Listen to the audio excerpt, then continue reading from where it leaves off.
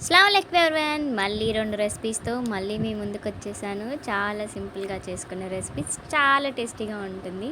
మీరెప్పుడైనా ట్రై చేస్తే okay. Try చేయకపోతే ఒక్కసారి ట్రై చేయండి. సో, దీనికొచ్చేసి సింపుల్‌గా కారం ఒకటుంటే చాలండి. 2 రకాలేంటి 4, 5 రకాల రెసిపీస్ చేసేసుకోవచ్చు. దీనికోసం నేను పల్లీలు, పచ్చెనపప్పు, మినప్పప్పు, అలాగే ధనియాలు, నువ్వులు, జీలకర్ర, అలాగే వెల్లుల్లిపాయలు, ఎండుమిర్చి కూడా తీసుకున్నానండి. అయితే ఇవి మన పల్లీలు ఒక చిన్న 3 టేబుల్ స్పూన్ ఆఫ్ పల్లీలు తీసుకున్నాను. అలాగే మినపప్పు కానీ ఇంకో పప్పు కానీ మనం ఒక 2 టేబుల్ స్పూన్స్ తీసుకున్నాము. నువ్వులు ఒక 2 టేబుల్ స్పూన్స్ తీసుకున్నాను. జీలకర్ర 1 టేబుల్ స్పూన్ తీసుకున్నాను. సో, ఇవి మాత్రం తీసుకొని అన్నీ ఒక సైడ్ పెట్టేసుకొని ఫస్ట్ కడాయి పెట్టేసుకొని ఎండుమిర్చి వేపేసుకున్నాను. ఒక 10 ఎండుమిరపకాయలు తీసుకున్నాను. మేము కొంచెం ఘాటు తింటామని 10 ఎండుమిరపకాయలు తీసుకున్నాను. అవి ఫ్రై చేసుకొని ఆయిల్‌లో పక్కకు పెట్టేసుకున్నాం మనము. దీంట్లో ఇప్పుడు మెల్లగా ఫస్ట్ అయితే పల్లీలు లేట్‌గా ఫ్రై అవుతాయి కాబట్టి ఫస్ట్ పల్లీలు వేసుకున్నాను. ఈ పల్లీలు చక్కగా లో ఫ్లేమ్‌లో అది చిటపటలాడే వరకు కూడా మనం కుక్ చేసుకోవాలి. ఇది చిటపటలాడి కొంచెం ఫ్రై అయినవి అనుకుంటే ఆయిల్‌లో దీంట్లో ఇప్పుడు మనం పచ్చి శనగపప్పు వేసేసాము. శనగపప్పు వేసి ఈ పచ్చి శనగపప్పు కూడా మంచిగా దీంట్లో ఫ్రై అవ్వాలండి. గోల్డెన్ బ్రౌనిష్ కలర్‌లో వచ్చేస్తుంది. అంటే మెల్లగా కుక్ అవుతూ ఉంటుంది కాబట్టి దీంతో పాటుగా మనం ఇది కొంచెం కుక్ అయిన వెంటనే మనం దీంట్లో మినపప్పు కూడా వేసేసుకుంటున్నాము. మినపప్పు మీ దగ్గర మామూలు పొట్టు మినపప్పు ఉన్నా వేసుకోవచ్చు. నేను మా ఇంట్లో మామూలుగా మినపప్పు ఉన్నాయి, అంటే పాలిష్డ్, అవి వేస్తున్నాను నేను. ఇవి వేసుకొని ఇవి 3 పప్పులు కూడా ఫ్రై అవ్వడానికి కొంచెం టైం పడుతుందండి. సో, దానికోసం అని చెప్పి ముందు ఇవి వేసుకొని నేను ఫ్రై చేసుకుంటున్నాను. ఇవి కొంచెం టైం పడుతుంది కుక్ అవ్వడానికి. కొంచెం చూసుకోండి. ఒకవేళ మీకు డౌట్ ఉంటే గనుక కరకరలాడుతుందో లేదో ఒక్కసారి చెక్ చేసుకోండి. ఆ తర్వాత ధనియాలు వేసుకున్నాను నేను. ధనియాలైతే ఇంకొంచెం ఎక్కువ తీసుకున్నాను నేను. 3 టేబుల్ స్పూన్స్ ఆఫ్ ధనియాలు తీసుకున్నాను నేను. ధనియాలు కొంచెం తొందరగానే కుక్ అయిపోతుంది. ధనియాలు ప్రాబ్లమే లేదు.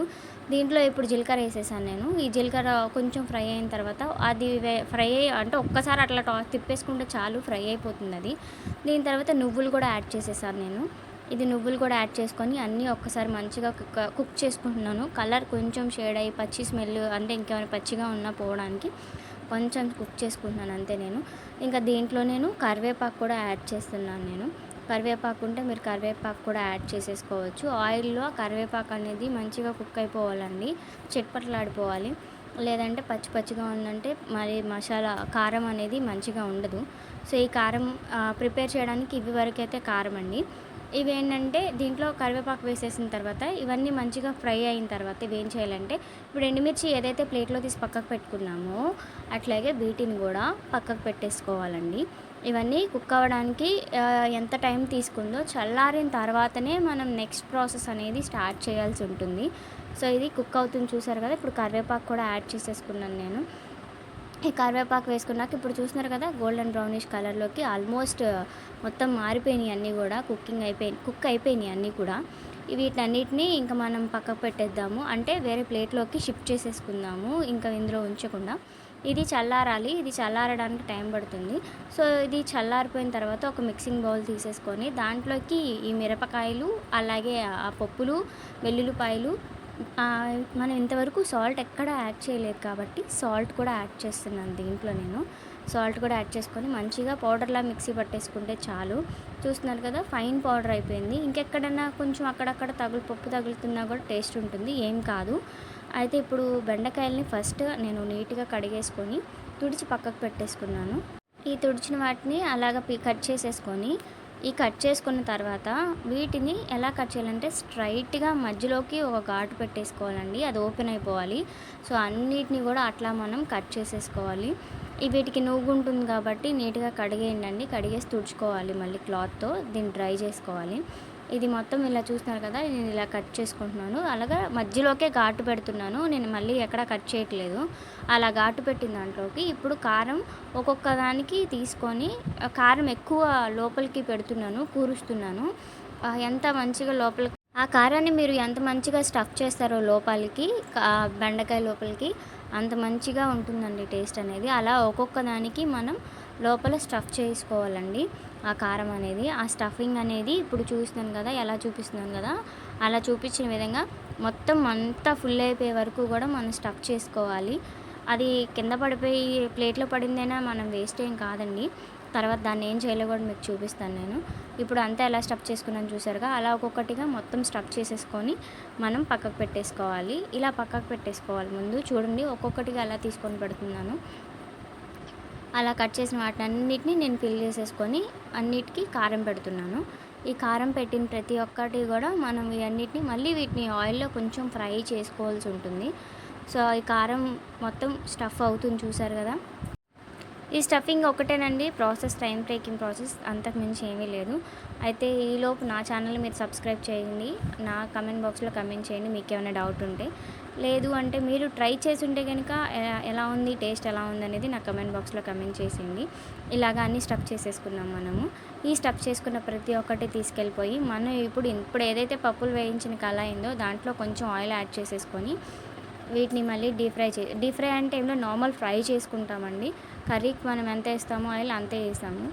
ఈ ఆయిల్ కొంచెం వేసుకున్న తర్వాత కొంచెం హీట్ అయిన తర్వాత ఇవి ఒక్కొక్కటిగా వేసేసుకొని, ఇఫ్ ఇన్ కేస్ మీకు పొడుగ్గా ఉన్నాయి బెండకాయలు అని అనుకుంటే కనుక వాటిని 2 హాఫ్‌గా చేసుకొనైనా వేసేసుకోండి. అంటే మధ్యలో కట్ చేయాలంటే పొడుగున్నదని పొడుగు కాదు, చిన్న చిన్న ముక్కలుగా కట్ చేసుకోవచ్చండి. సో, ఇలాగా అన్నీ వేసుకొని కొంచెం అటు ఇటుగా అలా తిప్పుతూ ఉండకుండా ఫస్ట్ అలా కుక్ అవ్వనివ్వండి. కుక్ అవ్వనిచ్చిన తర్వాత మూత పెట్టేసుకొని ఒక్క నిమిషం పాటు అలా కుక్ అయిన తర్వాత మీరు లిడ్ తీసుకొని మీరు అలా అలా తిప్పుకుంటూ ఉంటే సరిపోతుందండి. మీరు మంచిగా అంటే ఎక్కువ తిప్పేస్తూ ఉంటే లోపల స్టఫింగ్ అంతా కూడా పోతుంది. ఆల్మోస్ట్ మనం తిప్పుతున్నప్పుడే ఊడిపోతూ ఉంటుంది. సో, ఊడిపోతూ ఉంటుంది కాబట్టి మీరు జాగ్రత్తగా మీరు చిన్నగా తిప్పుకుంటూ ఉండండి. ఇఫ్ ఇన్ కేస్ మీకు సాల్ట్ తగ్గినట్టు ఏమన్నా అనిపిస్తే గనక మీరిప్పుడు సాల్ట్ అట్లాగే మీరు ఇంకా పసుపు వేయలేదు మనం కర్రీలో. ఇప్పుడు పసుపు కూడా యాడ్ చేసుకోవద్దండి. పసుపు యాడ్ చేసుకోండి. మనం కర్రీలో ఆల్రెడీ మనం ఆ కారంలో సాల్ట్ వేసాం కాబట్టి ఇఫ్ ఇన్ కేస్ మీకు సరిపోకపోయి ఉంటే గనుక అది ఇక్కడ యాడ్ చేసేసుకోండి. లేకపోతే ఇంకా మళ్ళీ మనం వేసిన ఉప్పు అనేది పట్టదు అన్నిటికి. సో, ఇట్లా తిప్పేసుకుంటూ మనం అట్లా చిన్నగా కదిలించుకుంటూ మూత పెట్టుకుంటూ ఉండండి. ఇలా మూత పెట్టుకుంటూ ఉంటే మనకి కుకింగ్ అనేది త్వరగా అవుతుంది. త్వరగా మగ్గిపోతుంది బెండకాయ అనేది. బెండకాయ కదిలిస్తూ ఉంటే చిదిరిపోతుంది అంటారు కదా! అలా చిదిరిపోతూ ఉంటుంది. ఇలా మూత పెట్టుకొని ఊరికే కొంచెం కొంచెం కదిలిస్తూ ఉంటే చిదిరిపోకుండా ముక్క బాగుంటుంది, మంచిగా అనిపిస్తుందండి. చూడండి ఇలా తిప్పేస్తున్నాను నేను.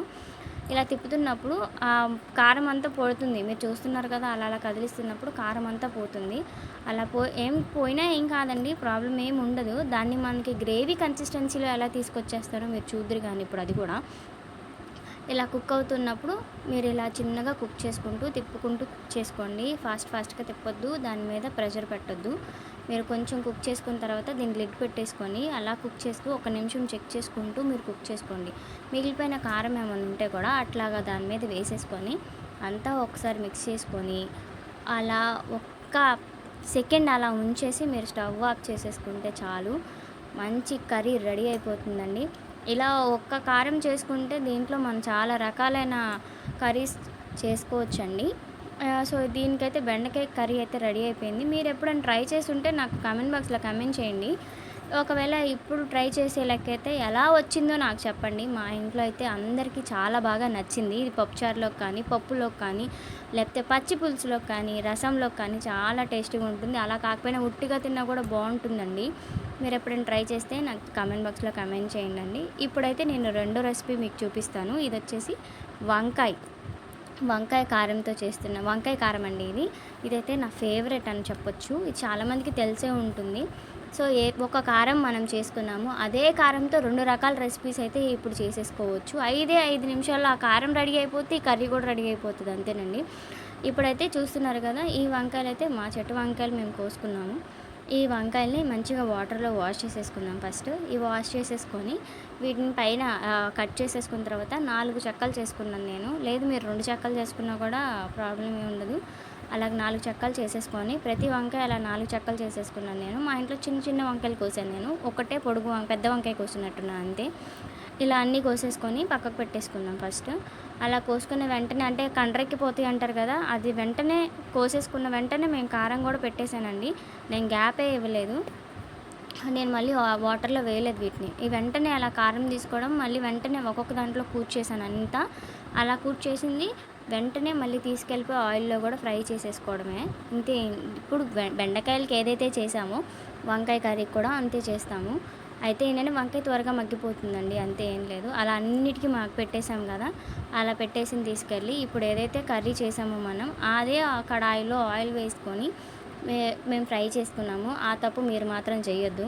అలా చేయడం వల్ల ఏమైందంటే బిఫోర్ మనం వేసిన పౌడర్ ఏదో ఉందో కారం పొడి, అది మాడిపోయి కొంచెం పొగలాగా స్టార్ట్ అయింది. అట్లా చెయ్యొద్దు. కావాలంటే కడాయి మార్చుకొని వేరేది పెట్టుకోండి.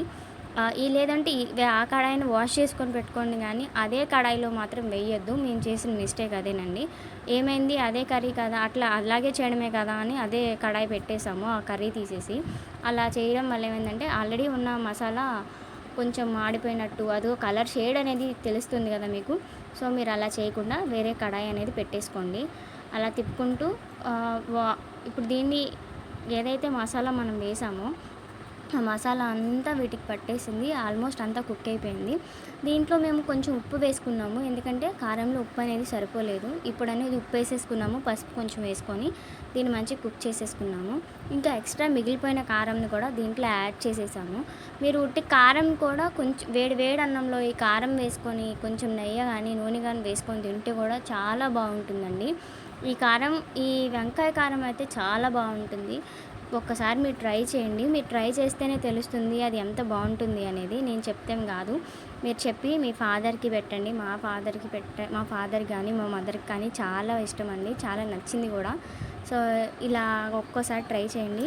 ట్రై చేస్తే నాకు కామెంట్ బాక్స్‌లో కామెంట్ చేయండి. నా ఛానల్ అయితే సబ్స్క్రైబ్ చేసుకోండి. ఇట్లాగా అప్పుడప్పుడు కొత్త కొత్తగా రెసిపీస్ చేస్తూ ఉండండి. నేను ఇంకా మీ ముందుకి కొత్త కొత్త రెసిపీస్ తీసుకొస్తూనే ఉంటాను. ఇలాగ నన్ను కొంచెం ఎంకరేజ్ చేస్తూ ఉండండి. కొంచెం ఎంకరేజ్ చేస్తే నేను ఇంకొంచెం హుషారుగా పని చేస్తాను. Thank you.